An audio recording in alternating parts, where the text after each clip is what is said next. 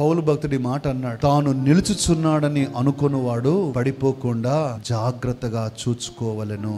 Can you just check your life? నీ priorities ఎలా ఉన్నాయి? నువ్వు వేటికి ప్రాధాన్యతనిస్తూ ఉన్నావు? దేని కొరకు, వేటి కొరకు సమయాన్ని ఎక్కువగా కేటాయిస్తూ ఉన్నావు? దేవునికి సంబంధము లేనివి ఎన్నెన్ని నీ జీవితంలో నివాసము చేస్తూ ఉన్నాయి. దేవునికి ఆయాసము తెప్పించే విషయాలైనా కూడా ఎన్ని నీ జీవితంలో నువ్వు దాచుకొని ఉన్నావు. దేవుడు అంటున్నాడు, ఎఫ్రాయిము తిరిగి వస్తావా నా దగ్గరికి? Can you come again? నేను ఎట్లా నిన్ను విడిచిపెడతా?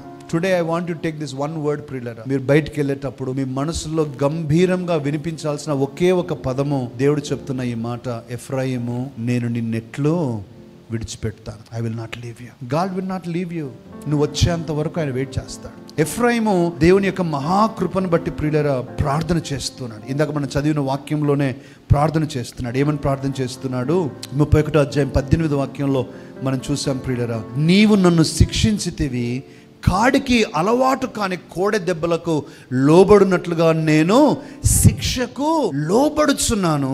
నీవు నా దేవుడవైన యెహోవావు, నీవు నా మనస్సును త్రిప్పిన ఎడల నేను తిరుగుదును అని ఎఫ్రాయిము అంగలాడుచుండగా దేవుడనైన నేను ఇప్పుడే I'm listening to that prayer. 4-5 విషయాలు గుర్తు చేస్తాను. ఒకటి, నీ జీవితంలో దేవుడు నిన్ను ఘనపరిచినప్పుడు, అభివృద్ధి పరిచినప్పుడు నీలో తగ్గింపు స్వభావం రావాలి, కానీ గర్వం రాకూడదు. రెండవది ప్రియులారా, దేవునిలో అభివృద్ధి చెందాలని ఆశపడాలి, కానీ దేవునికి వేరుగా ఉండి అభివృద్ధి చెందటం నిజమైన ఆశీర్వాదం కాదు అని గుర్తు చేసుకున్నాడు. నువ్వు ప్రార్థన చేసుకోకుండా, వాక్యం చదువుకోకుండా, దేవుని భయభక్తులు లేకుండా డబ్బు సంపాదిస్తూ నేనేదో దేవుడు దీవిస్తున్నాడు అని అనుకుంటే పొరపాటు.